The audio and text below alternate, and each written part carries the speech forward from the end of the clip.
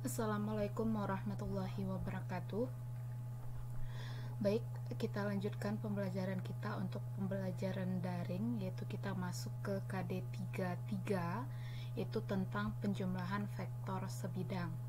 Nah, sebelum memahami apa itu penjumlahan vektor sebidang, maka hal pertama yang harus kita pahami adalah apa itu besaran vektor. Nah, untuk memahaminya silahkan diperhatikan penjelasan berikut. Nah, vektor itu adalah besaran yang memiliki nilai dan arah. Jadi di samping dia punya nilai, dia juga punya arah. Sebagai contoh, Andi berjalan 5 meter ke arah barat. Nah, 5 meter di situ adalah nilainya, sedangkan ke arah barat itu merupakan arahnya. Jadi ketika suatu besaran hanya memiliki nilai, maka besaran itu tidak bisa disebut sebagai besaran vektor.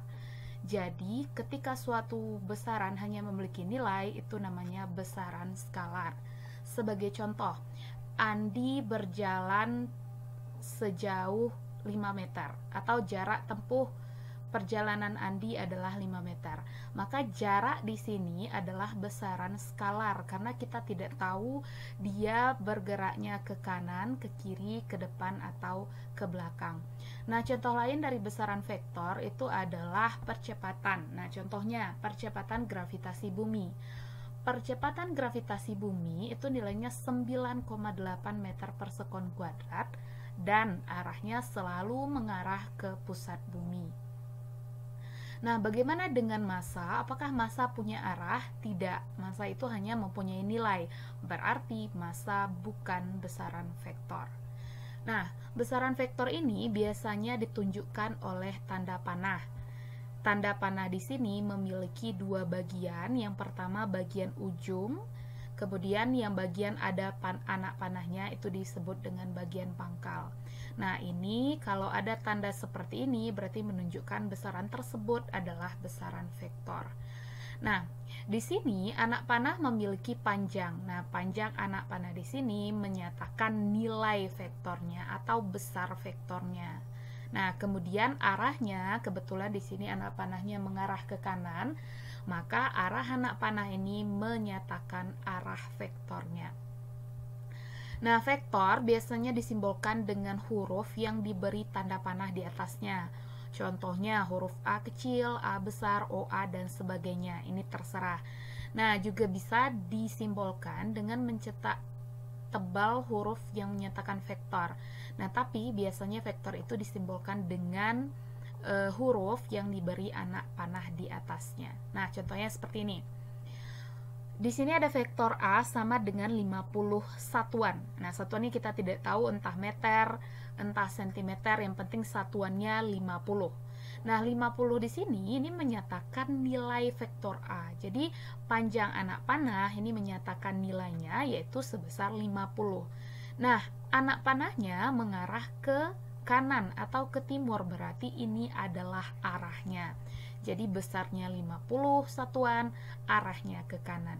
Nah, vektor B memiliki panjang yang lebih besar daripada vektor A. Berarti nilai vektor B juga lebih besar daripada vektor A.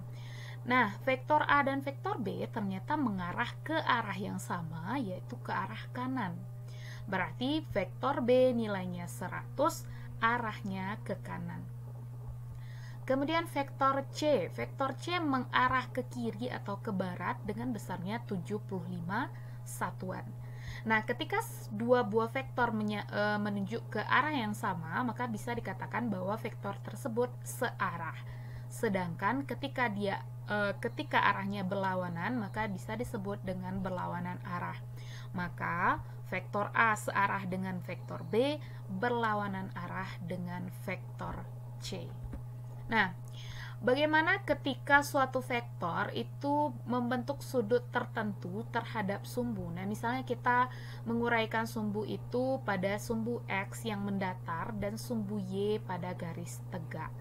Nah, ketika vektornya membentuk sudut, artinya vektornya tidak terletak pada sumbu X, juga tidak terletak pada sumbu Y, artinya vektor tersebut harus kita uraikan ke sumbu X, harus kita uraikan ke sumbu Y.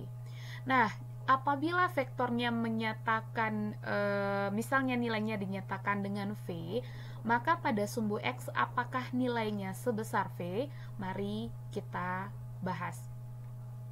Nah, sebelum memahami bagaimana cara penguraian vektor, pertama kali Ananda harus mengetahui tentang dasar dari trigonometri.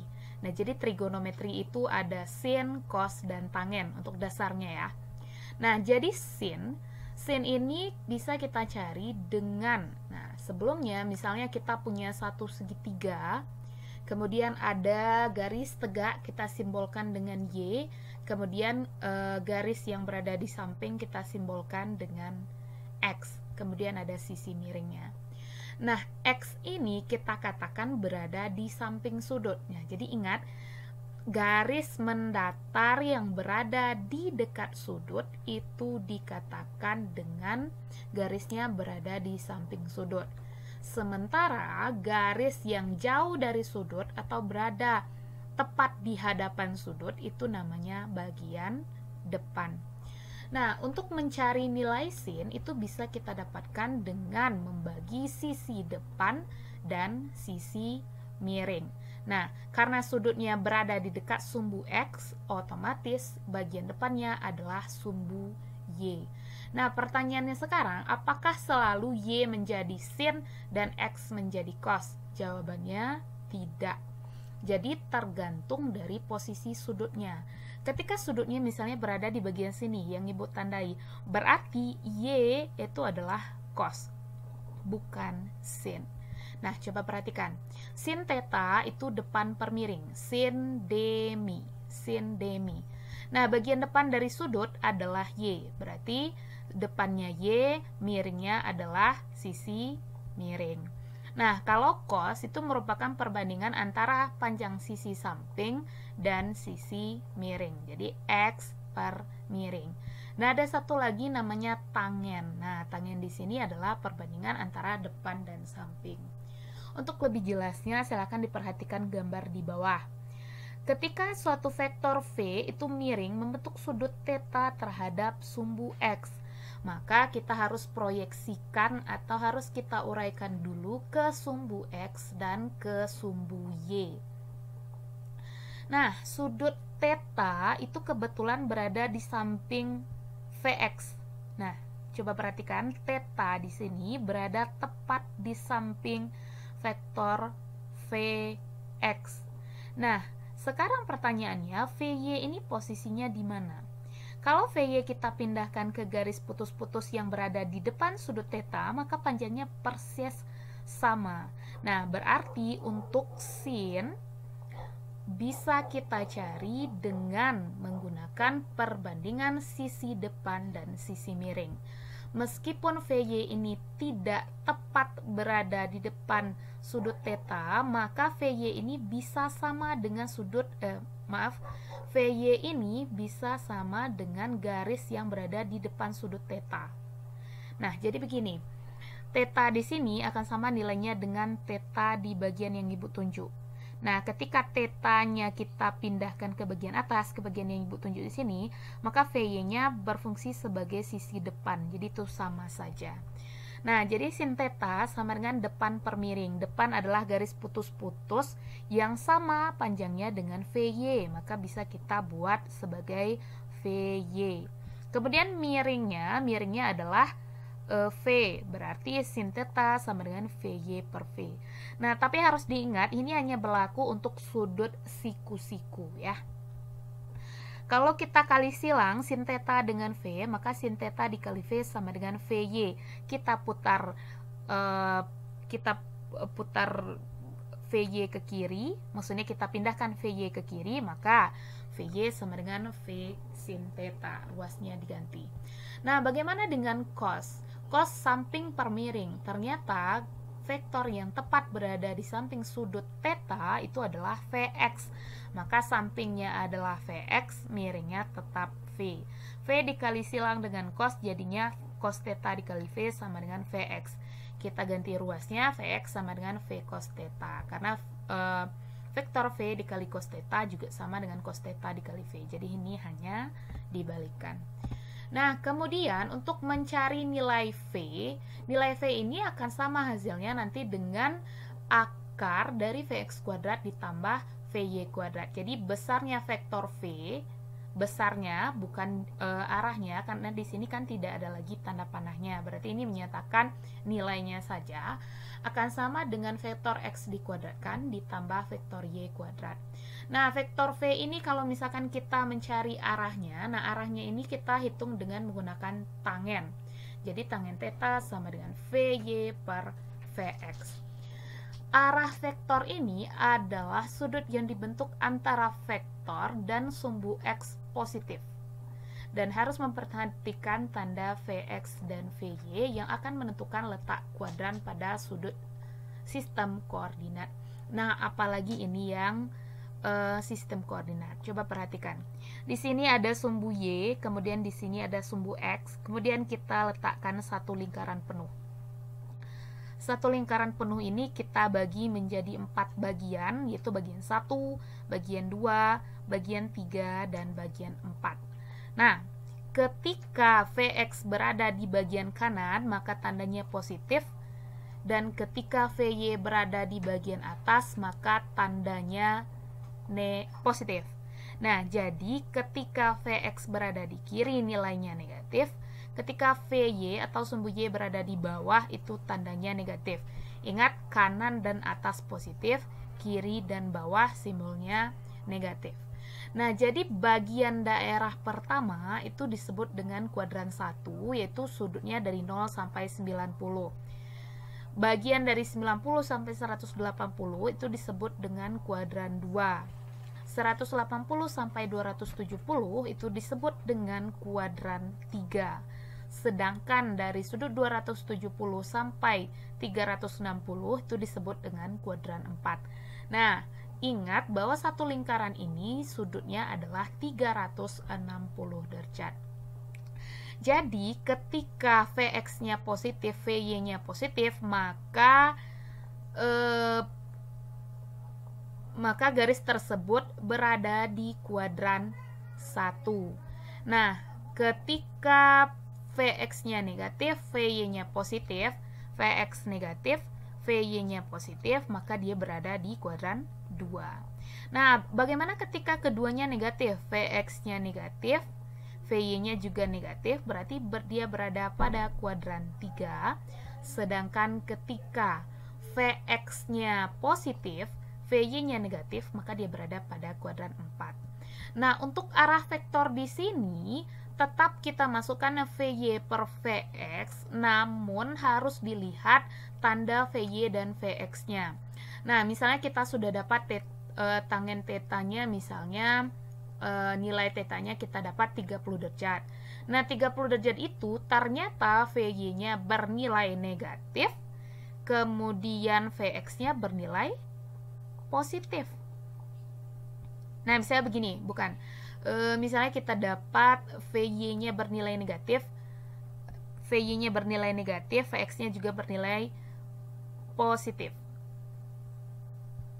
Atau misalnya Vy-nya negatif, Vx-nya positif, Vx-nya negatif, Vy-nya juga negatif. Berarti kan kita tahu bahwa dia berada di kuadran ke-3. Nah, jadi kalau misalkan kita dapat tetanya 30, maka besar sudutnya kita hitung dari sumbu X positif adalah 180 ditambah theta yang kita dapatkan. Berarti itulah arahnya terhadap sumbu X.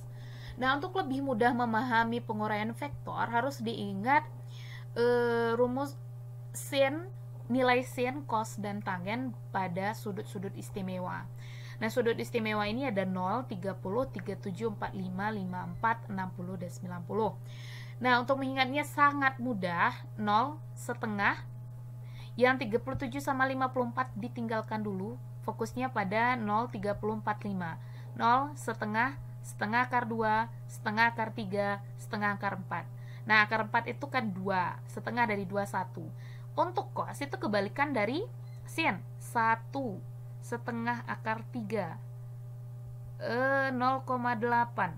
0,6 setengah 0. Nah, tangen merupakan hasil bagi dari sin dengan cos. Nah, jadi ingat saja nilai sudut istimewa ini, maka tidak perlu menggunakan kalkulator. Jadi silahkan dihafal. Kita lanjut. Vektor satuan. Nah, vektor satuan ini apa lagi? Jadi vektor satuan ini adalah vektor yang digunakan untuk menentukan arah vektor pada sistem koordinat. Nah, sistem koordinat maksudnya di sini apa? Ketika kita menggambarnya pada koordinat x dan y. Nah, jadi kalau misalkan di sini kita tidak ada beberapa vektor yang tidak digambar pada sistem koordinat, ya. Nah, jadi untuk pada sistem koordinat maka kita menggunakan simbol I dan J. Nah, begini, kalau di sini kita kan menggunakan simbol X dan Y. Jadi X adalah sumbu mendatar, Y adalah sumbu tegak. Nah, bagaimana ketika kita menggunakannya pada sistem koordinat? Jadi misalnya koordinatnya 0,0, 1,0, 1,1, 2,0, 2,1, itu namanya sistem koordinat. Artinya panjangnya tidak diketahui, cuman dinyatakan dalam koordinat atau sumbu-sumbunya. Nah, jadi untuk sistem koordinat dua dimensi itu maksudnya berbentuk luasan, artinya dia hanya punya sumbu Y dan punya sumbu X. Nah, jadi vektor ini bisa kita nyatakan dalam Vxi tambah Vyj.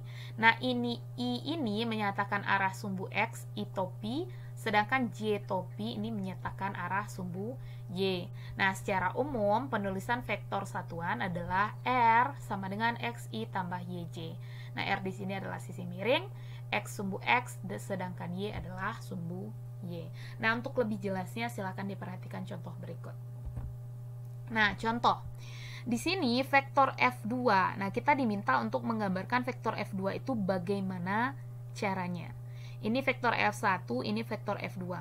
Ingat, sumbu X atau sumbu mendatar itu dinyatakan dengan simbol I topi. Nah, coba lihat pada sumbu X 1, 2, 3, 4, 5. Ternyata pada sumbu X dia menunjukkan garis kelima. Maka untuk vektor F2 dulu ya. Untuk vektor F2, X-nya 5 berarti 5I. I ini menunjukkan arah sumbu X. Nah, untuk sumbu Y berapa posisinya? 1, 2, 3. Nah, ternyata pada sumbu Y posisinya adalah pada posisi 3. Makanya di sini 3J. Nah, untuk F1 bagaimana? Untuk vektor F1 pada sumbu X ternyata, nah titiknya kan di sini, kita tarik ke bawah, ternyata pada garis 1, berarti 1I. Pada sumbu Y kita tarik ke kiri, ternyata pada angka 5, maka 1I tambah 5J, bukan 53 ya, 5J.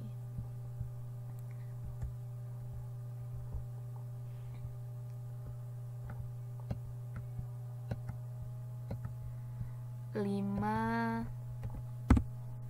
J.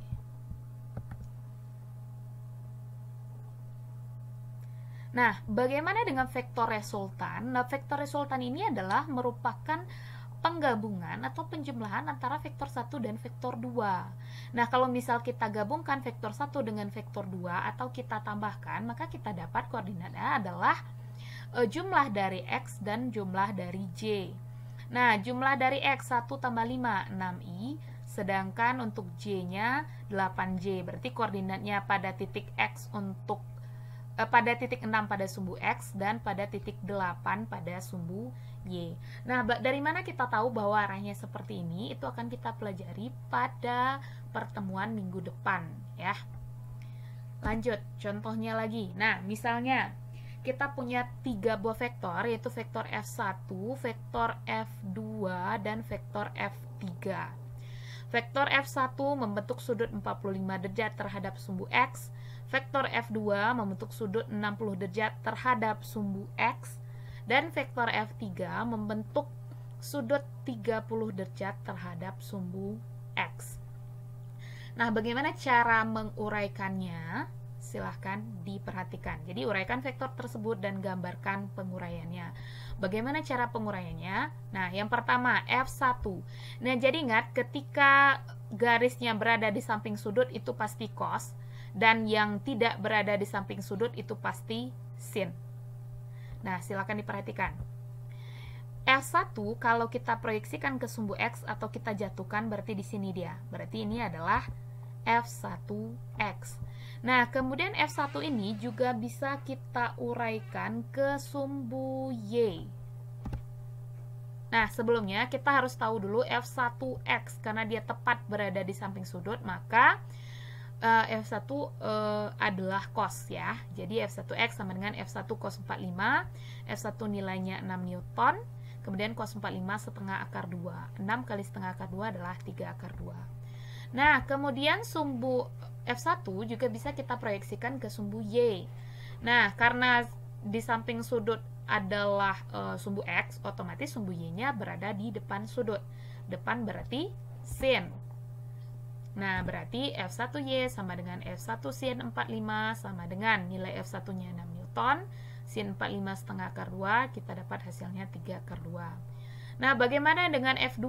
F2 juga bisa kita uraikan dengan F2X. Nah, F2X kan tepat berada di samping sudut 60. Nah, berarti ini cos. F2 nilainya 10 dikali cos 60 itu setengah, hasilnya 5. Nah, kemudian F2 juga bisa kita uraikan ke sumbu Y. Namanya F2Y. Nah, karena yang di samping sudut adalah F2X, maka di depan sudut pasti F2Y. F2 sin 60. Nah, F3 juga bisa kita uraikan ke sumbu X, namanya F3X. Besarnya adalah F3 cos 30 sama dengan 4 dikali setengah akar 3 sama dengan 2 akar 3. Nah, F3Y berarti F3 sin 30. Nah, ingat ya, X tidak selalu temannya cos dan Y tidak selalu temannya sin. Tergantung di mana letak sudutnya. Penting diingat bahwa ketika sudut itu berada di dekat, ketika garis itu berada di dekat sudut, maka itu pasti cos, yang lainnya pasti sin. Nah, setelah kita uraikan, maka kita harus mencari jumlah Fx secara keseluruhan dan jumlah Fy secara keseluruhan. Nah, coba diperhatikan.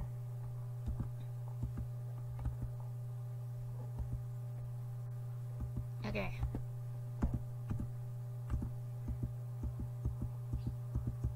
Maaf, ini ada sedikit kesalahan. Sebentar.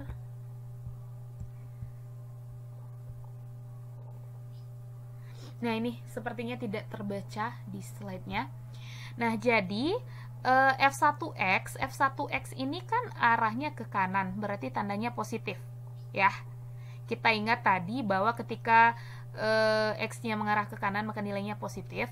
Nah, F2X ternyata mengarah ke kiri, berarti nilainya, F2X juga mengarah ke kanan, berarti nilainya positif.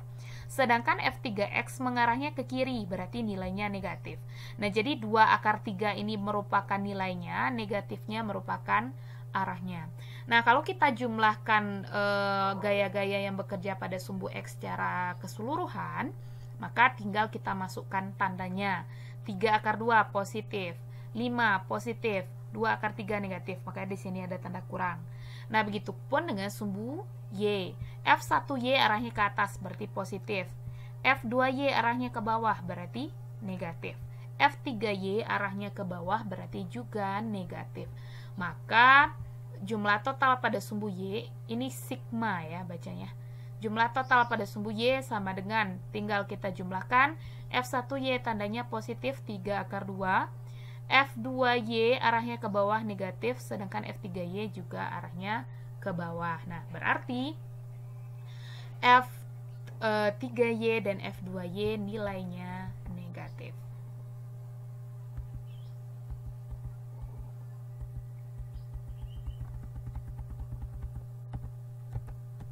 Oke, kita lanjut. Nah, sekarang tentukan resultan ketiga vektor tersebut dan tentukan arahnya. Nah, ini sedikit lebih rumit. Kita punya 3 vektor, F1, F2, dan F3. F1 membentuk sudut 37 derajat terhadap sumbu X, berarti F1X-nya cos, ya. Jadi F1 cos 37, F1 nilainya 3, Cos 37 0,8 dikalikan 3 kali 0,8 2,4.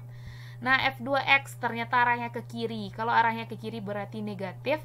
Nah, kebetulan tepat F2X juga tepat berada di samping sudut, maka kita juga gunakan cos, dapatnya juga 2,4. F3X. Nah, F3X ini ternyata F3 hanya mengarah ke sumbu X. Berarti sudah pasti nilai F3-nya, F3X-nya sama dengan F3. Ini dia. Nah, jadi kalau kita jumlahkan, sigma Fx sama dengan 2,4 F1X-nya positif, masukkan tandanya positif. Sedangkan F2X mengarah ke kiri berarti negatif. F3X atau F3 mengarah ke kanan maka tandanya positif. 2,4 dikurang 2,4 habis tambah 2. Berarti resultan total untuk sumbu X berarti arahnya 2 Newton kalau ketiga-tiganya ini kita gabungkan. Nah, bagaimana dengan sumbu Y? F1Y berarti F1 sin 37, 3 dikali 0,6, dapatnya 3,6. F2Y arahnya juga ke atas berarti positif.